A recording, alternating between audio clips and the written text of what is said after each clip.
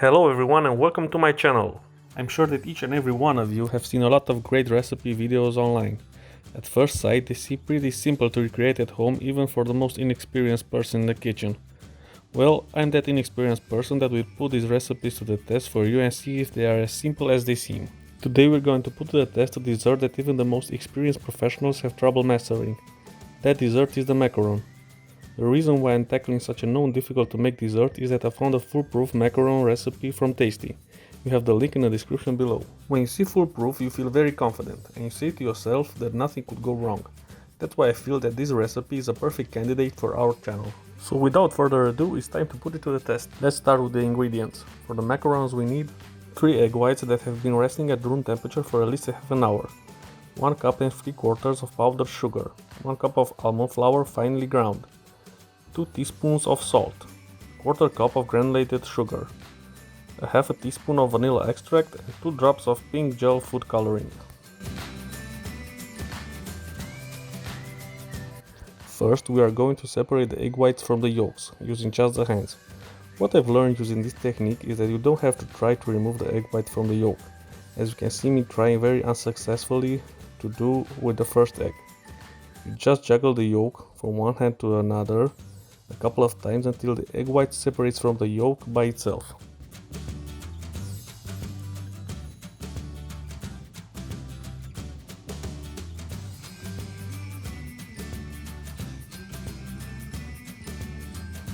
Great! Now that that's done, we can get started with the dry ingredients.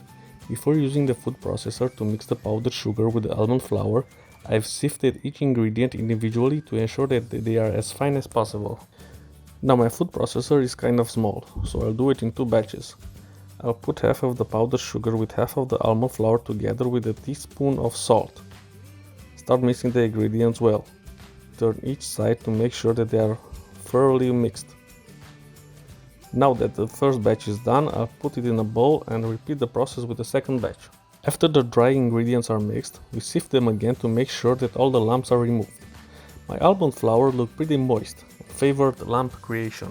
Now let's move on to our wet ingredients. We are going to start beating the egg whites using a mixer. I don't have that particular style of whisk attachments, but I guess this will do. We are going to add a teaspoon of salt to the eggs and start mixing.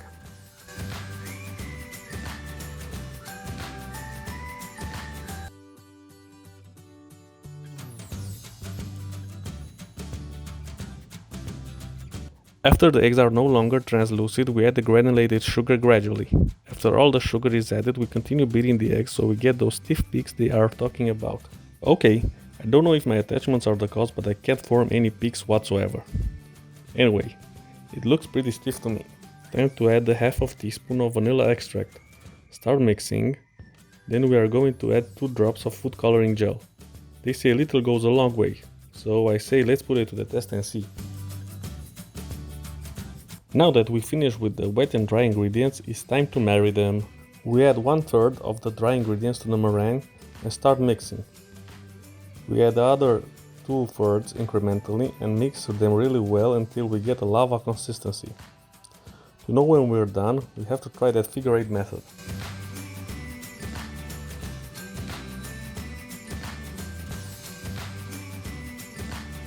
Almost 8 and I think we're good to go. Let's start piping. I've used the baking sheet as recommended. As you can see, I sadly didn't leave enough space between the macarons, and it's possible that they will meet. But I don't think that will influence the end result, only the shape maybe. Now that the piping is done, it's time to drop the tray.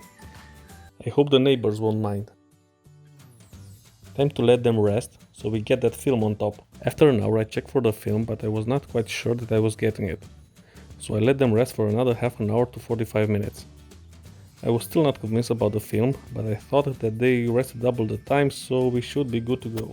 I preheated the oven to 300 degrees Fahrenheit. Also with this opportunity I'll be able to see if the oven works at the set temperature, since I don't have an oven thermometer. Let's pop these babies in for 17 minutes and be amazed by the results. Okay, it's been 17 minutes and lo and behold my macarons. The thing you immediately notice, besides the crappy looking top, is that my oven doesn't work as expected. They are slightly burnt, and of course they met. I anticipated this, but I don't think that this excuses the cracked top. As you can see, my results differ from the bad result displayed in the tasty video. I have no feet for my macarons whatsoever.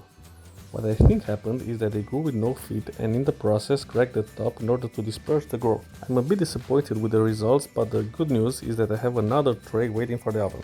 Keep in mind that the tray has been resting for more than 2 hours, and I'm still not satisfied with the film on top. Anyway, I don't think it's going to get any better, so I'll put it in the oven.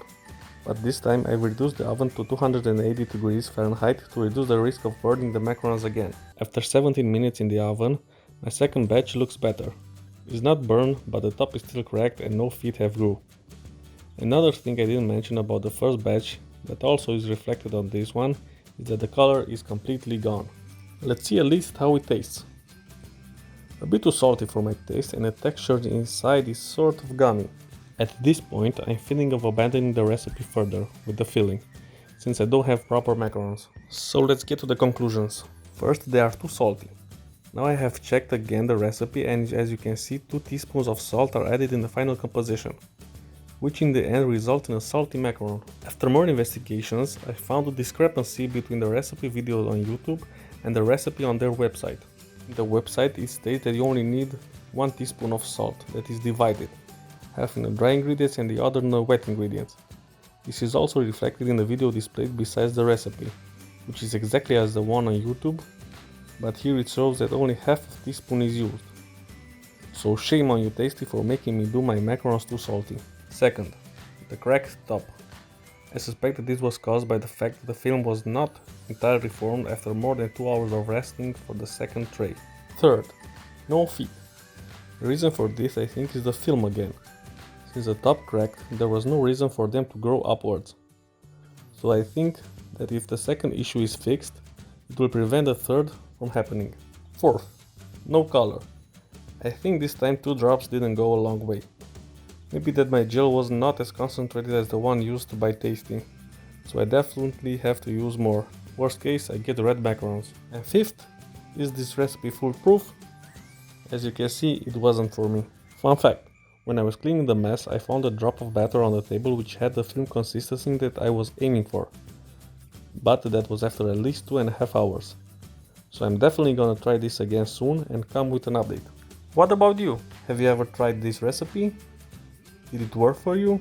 What do you think I did wrong to end up with this result?